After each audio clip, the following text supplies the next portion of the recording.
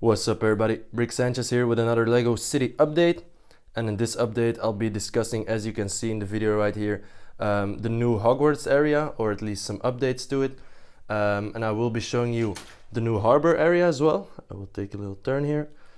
So we've moved the harbor around a little bit. I will show you that in a minute. And then finally I would like to show you guys a little new part for the underwater area as well. So let's get to it. Alright, so here we have a quick overview of the Hogwarts area. I'm just gonna show you the boathouse here. As you can tell, we have moved the harbor a little bit.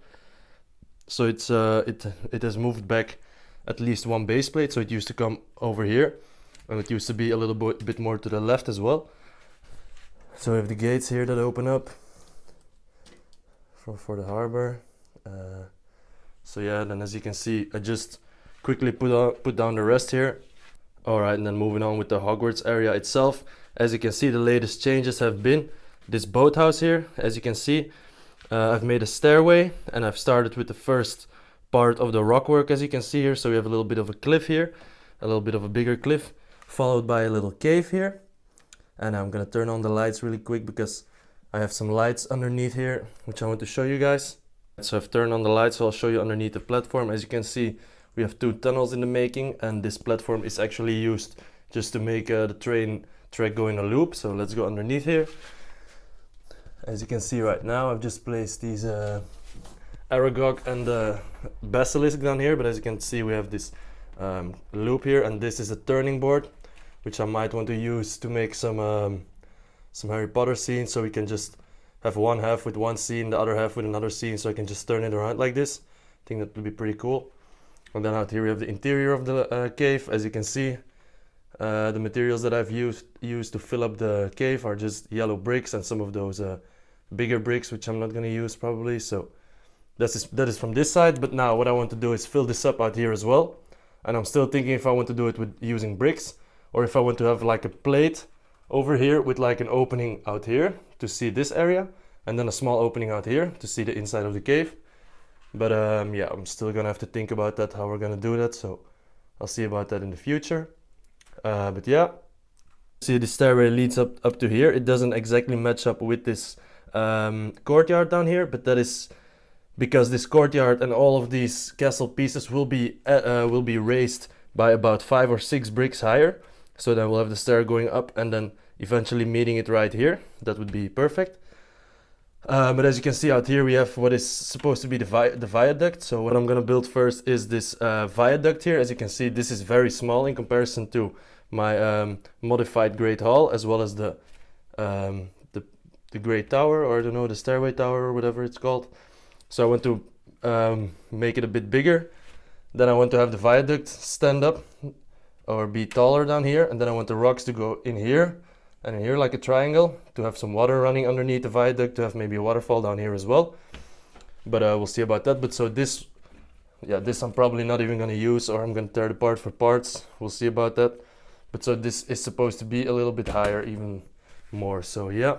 Then for the courtyard itself, I want to adjust this a little bit. It's too flat down here now, so I'm going to have some elevation in there as well.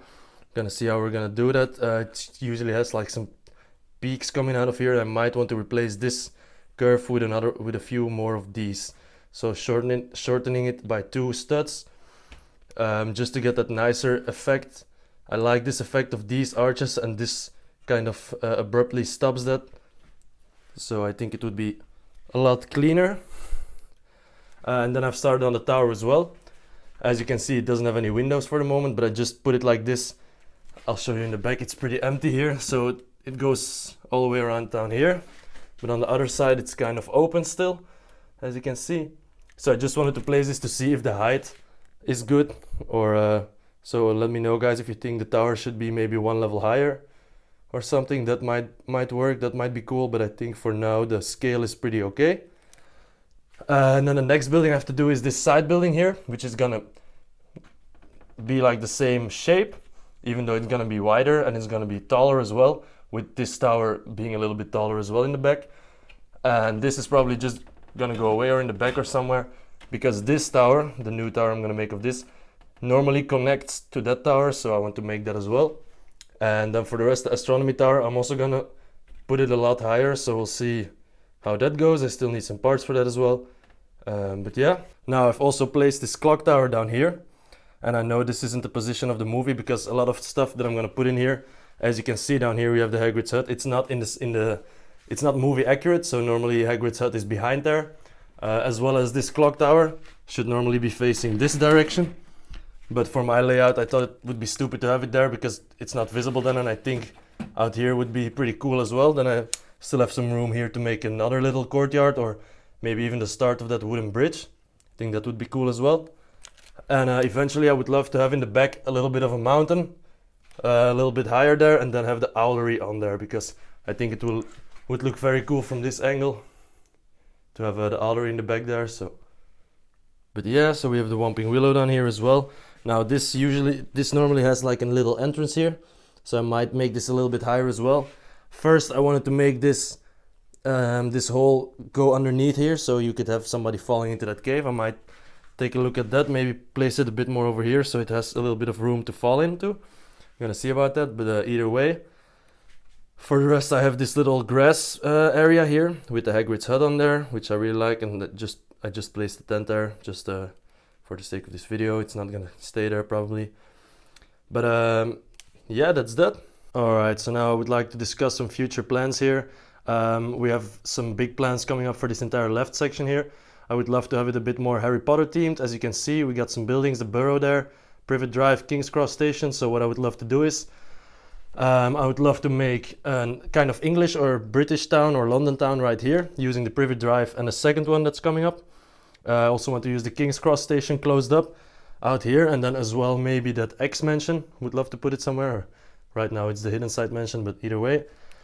So yeah, I want to place that here with right next to it like the Leaky Cauldron or whatever, which has a passageway going to Diagon Alley, which I would love to have somewhere over here with the street, Gringotts in the back, and on the left and right side to have some shops.